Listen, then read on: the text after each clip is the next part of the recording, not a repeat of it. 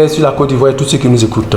L'objectif principal de Richardson, c'est de fédérer tous les efforts afin que tous les acteurs aient la même vision et puissent aller dans la lutte contre la nutrition dans une attente parfaite avec les moyens alloués aux uns et aux autres. Nous sommes donc dans cette lutte parce que depuis 2013, où grâce au président de la République, son Excellence M. Alassane Ouattara, nous a engagés avec le mouvement SOL international, nous sommes vraiment entrés dans un combat qui nous a permis de gagner beaucoup de victoires sur la malnutrition en Côte d'Ivoire. Mais nous savons que cela ne suffit pas. Il y a encore beaucoup à faire. Au niveau de l'allaitement, par exemple, au niveau de l'agriculture, au niveau des choses, il y a plein de choses à faire.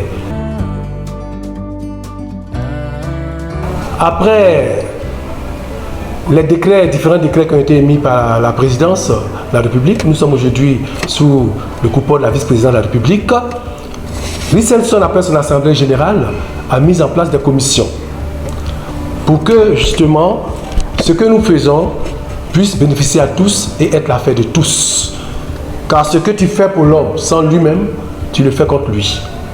Partant de cette vision, nous avons mis en place 10 axes d'intervention, qui sont 10 commissions, à savoir le renforcement des capacités et capacités, la santé, l'agriculture, la production animale et halieutique, la gestion durable des terres, le changement climatique et sécheresse, la sécurité sanitaire des aliments et la sécurité alimentaire, l'alternative des intrants synthétiques, l'éthique, la justice et le genre, et enfin la protection animale.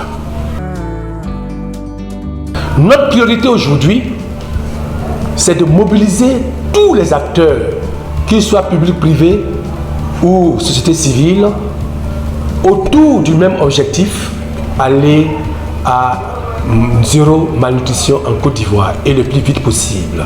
Nous en avons la capacité parce que du point de vue intellectuel, nous avons des réseaux qui existent, on a le réseau des jeunes qui existent, on a les religieux qui sont là, tout le monde est là, on a les capacités, on a les formations nécessaires qui nous sont données de part et d'autre, on a les partenaires techniques, financiers, tout cela.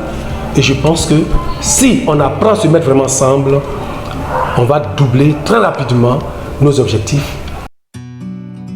Le projet phare de Richardson, c'est justement permettre aux derniers acteurs de notre réseau de bénéficier des capacités nécessaires pour pouvoir faire en sorte que le consommateur soit heureux, à l'aise, parce qu'il n'a pas les capacités de vérifier la bonne nutrition des fruits qu'il reçoit.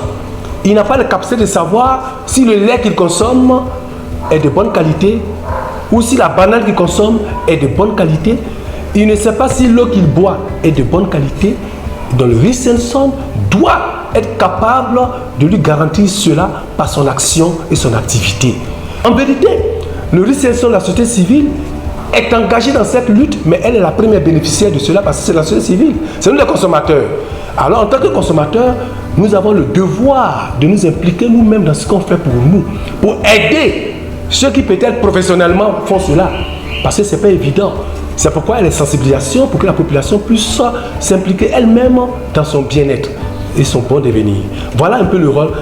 Donc partant de cette vision et de cet objectif, je dirais, final et général, tout le reste ne seront que des déclinaisons ou des fragmentations d'actions pour atteindre cet objectif final.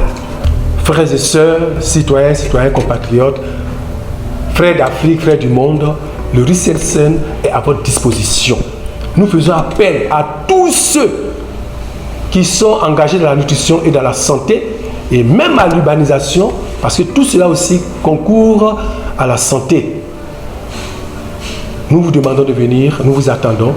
Avec vous, nous allons aller loin. Sans vous, nous serons assis. Que Dieu bénisse la Côte d'Ivoire et vive le Richardson.